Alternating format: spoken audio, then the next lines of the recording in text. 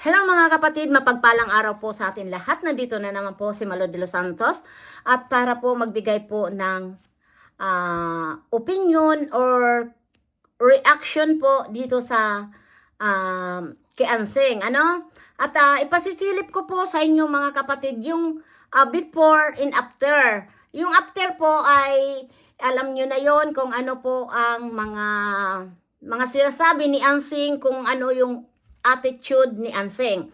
Yung before po ay ipakikita ko dahil ito po ay nasilip ko ang pagiging may inahon or mabait ni Anseng. Before na-scout na nga ni Daddy Frankie si Oliver about po doon sa mga money, di ba? Pag money po talaga maraming nagkaka-interest talaga, Kaya ipapasilip ko po yung before na bago pa lang na na-scout si Kuya Oliver o natulungan ni Daddy Frankie. Kaya marami tayong kasalanan ayan po po. Si Kuya Oliver, may nagawa po ba siyang mali sa inyong pamilya? Kasi sabi ng mga tao parang nakabartulina, parang ikinulong talaga. Yung isa yan na kapatid ni Kuya Oliver.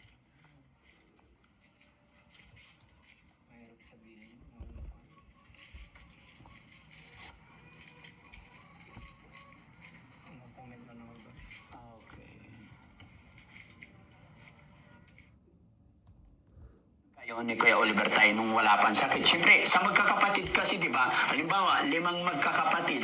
Meron tayong close eh. Meron tayong, siyempre, love natin kapatid. Pero parang ikaw, mas close mo yung bunsong lalaki kasi lagi kanyang napapasuyuan. Parang, di ba, ganun sa magkakapatid. Kaya tayo, close din ba kayo ni Kuya Oliver? Hindi masyado. Kasi kaya lang, siyempre, nung magbibinata na siya, may asawa na ako. Siyempre, silang naiwan na walang asawa, silang makakasama ng nanay tatay ko. Pero kapag sa bukid, tulong-tulong naman kami. So wala ka naman natandaan tayo na may tampuan kayo ni Kuya Oliver? Minsan, napapagalitan ko siya dahil kung may ayaw sumunod. Ganun lang. Pinagsasabihan ko. Ayan mga kapatid, yan po yung isang kapatid ni Kuya Oliver na kaya nakamas sila. At dito nga po si Anseng din ay nakamas. Parang yung bang hindi mo inaasahan yung ugali noon ni Anseng at ngayon. Tingnan nyo po. Ano yung mga bagay na ayaw niyan sundin sa'yo tayo gaya ng? Minsan, kapag utusan mo, ayaw. Ano lang.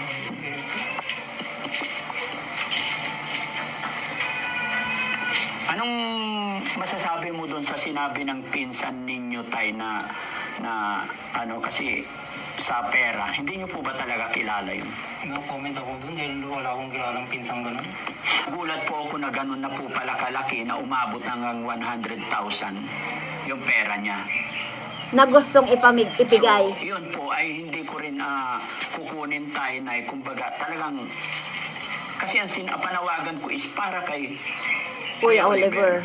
Kaya actually po wala pa sa akin yung pera na yun tayo, nasa GCash pa po ngayon. Hindi ko pa hawak, no? Pero sabi ko pag lumabas si Kuya Oliver, pag naging okay, ay gagamitin para sa kanya. Pero syempre, kayo bilang pamilya, kayo pa rin po ang nasusunod.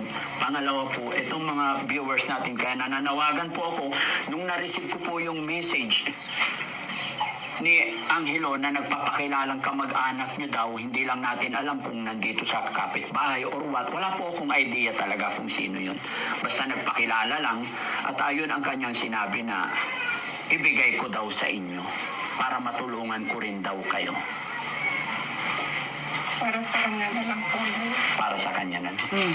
Yan si Anseng. Di ba napaka bait niya dyan. Bangko po namin. Okay. Ano yun? Paano sa bangko po sa account ni Kuya Oliver o account niyo po? Mag-joint account po kami. Kaya Dyan na ka. pwedeng makagalaw kahit piso. Para po pag gumaling po siya, may gamitin po siya, panibagong buhay. Ang galing ni Anseng dyan, Sana po yung Diyos ang gumabay sa May iyak-iyak pa dyan siya. Opo. Yun na lang pong hindi hiling ko. Alam niyo po mga kapatid, dito kaya ako binalikan ko po ito yung unang-una po na tinulungan ni Daddy Frankie na maraming ang naawa kay Oliver kaya na nagbigay-bigay na alam niyo nagpaabot ng tulong. Yung mga sponsor, mga viewers na talaga pong naawa.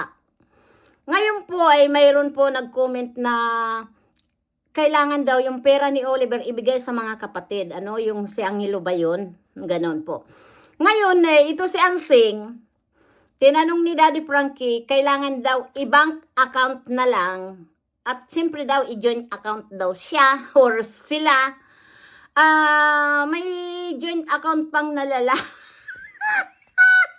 Ito po yung binabalikan ko po talaga mga kapatid na hindi ko talaga po maisip na ganun po talaga si Ansing masawag natin ng tusong palaka. Dahil dito napaka-inahon niya pa, may iyak-iyak pa, alang-alang daw sa kanyang kapatid na talagang gusto nila na para sa kapatid nila yung pera. Ano? At dito, tapusin natin po. Asan po yung mga ibang kapatid nyo, Nay? Malayo po yung isa. Malayo po yung iba. Pero nung napanood ninyo yung nangyari kay Kuya Oliver na naipagamot, nagkontakan po ba kayo? Nag-usap? Opo. Ano napag-usapan ninyo magkakapatid po? Sabi po niya, sana nga po tulungan niyo po siya. Yun na lang po ang hiling din niya. Dito po mayroon pa silang mask para hindi sila makita at ayaw nila dahil nahihiya nga at ayaw na. At yung isang kapatid talaga hindi nagpakita at dito po ay parang si Kuya GJ at si Ansing talaga dito yung present. Ano? Dito talaga sa usapin na ito, si Ansing talaga hindi ko inaasahan dahil simulat pa lang nga noon na gusto niya na talaga niyang kunin yung pera ni Kuya Oliver at sila na lang daw po yung magtatago sa bangko, ano? At gusto niya nga may joint account na, ano? Kaya nakakatuwa po talaga yung sitwasyon, yung usapin. Kaya di ko po akalain na ganun po talaga yung magiging attitude talaga ni Ansing na sabihin na natin po talagang nagka-interest talaga siya sa pera ni Oliver. Ano, dahil simulat pa lang nakikita po natin kung ano po yung reaksyon. Ano, mga kapatid, ako ay ayaw ko naman po talagang husgahan si Aling Ansing dahil hindi ko naman po talaga lubos ng kakilala. Dito na lang natin nakikita sa social media pero sa mga napapanood nga natin sa mga upload ni Daddy Frankie ay minsan hindi po natin maiwasan na hindi po talaga makapagsalita ng hindi maganda. Ano? Dahil yan po sa mga reaction din niya ni Ansing kung bakit po siya nababas ng mga viewers. Ano? Sa tingin ko po talaga dito kay Ansing ay parang gusto niya rin kung ano yung natatanggap ni Kuya Oliver, kung ano yung magiging future ni Kuya Oliver, iyon din po yung gusto niyang mangyari. Ano? Ang usapin nga po dito, hindi po siya ang beneficiary ni Daddy Frankie at kundi po si Oliver. Ito po yung focus ni Daddy Frankie. Kaya para sa akin din po, kung sinasabi kasi binigyan nyo pa. Kasi po ganyan pa yung kaya ko pinakita po yung before na talaga pong nakilala natin na tumagal ng tumagal si Ansing. Ganun po na nahihiya, na kung maaari ayaw niyang ipakita ang mukha niya. Pero sa ngayon po, grabe po na talagang nawala na talaga yung kahihiyan niya.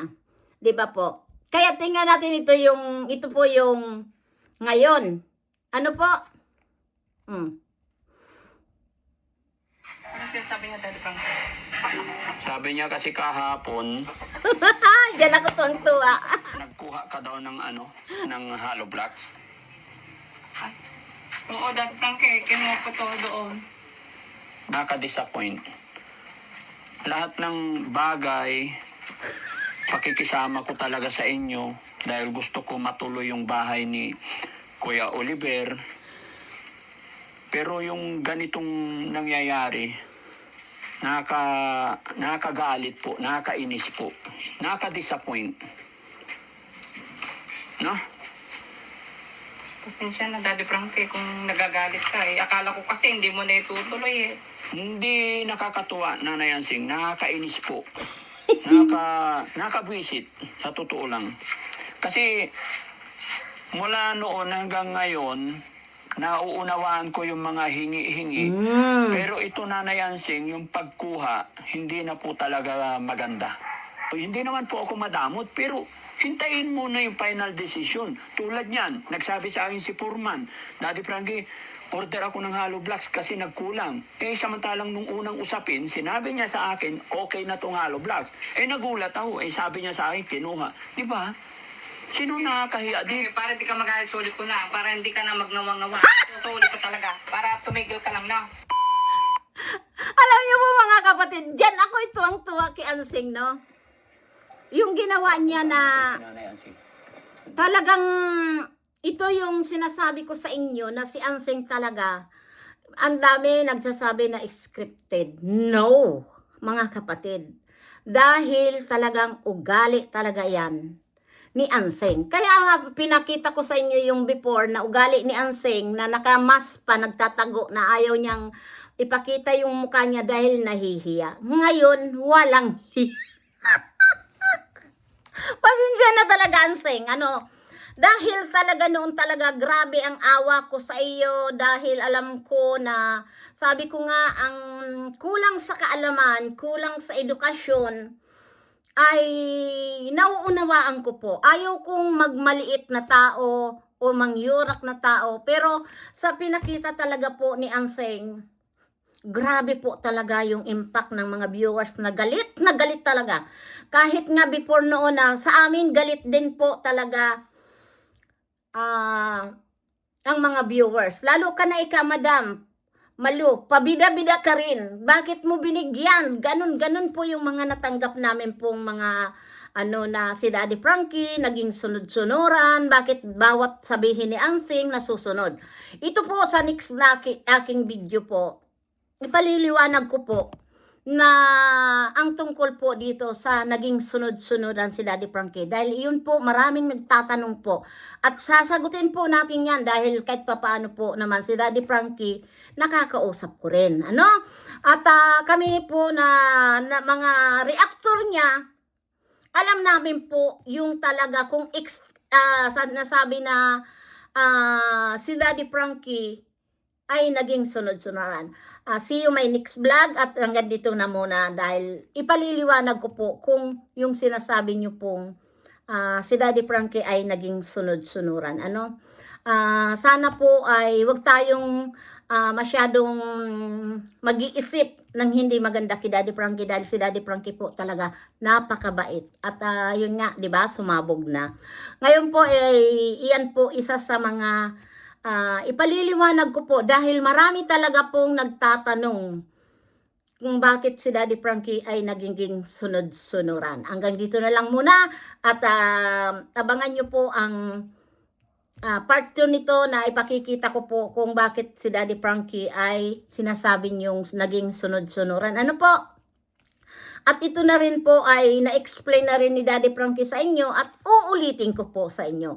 Please, lagi natin pong suportahan si Daddy Frankie dahil alam ko po na si Daddy Frankie po marami pang gustong tulungan. At hindi po siya titigil hanggat nabubuhay po si Daddy Frankie. At nandito rin po si Malo de los Santos na patuloy po na nagsusupport po dito kay Daddy Frankie sa mga hangarin ni Daddy Frankie. Nandito lang po si Malo de los Santos. Marami pong salamat sa mga viewers, followers ni Daddy Frankie na talaga pong nagsusuporta sa akin. Ayan, shout out po kay Ma'am Divina Brown at kay Pulo Creek. Maraming salamat inaanak sa suporta mo. At dito po nga kay Bro Noli Kanuli. Yan, thank you so much po. At sa mga viewers talaga po, kayo po ang number one na pinapasalamatan ko dahil kayo po, kung wala kayo, wala po kami dito. No? Sino ang nanonood sa amin? Di ba kayo po? Kaya maraming salamat. God bless you po sa inyong lahat. We love you so much. Paalam. See you my next vlog. Bye-bye.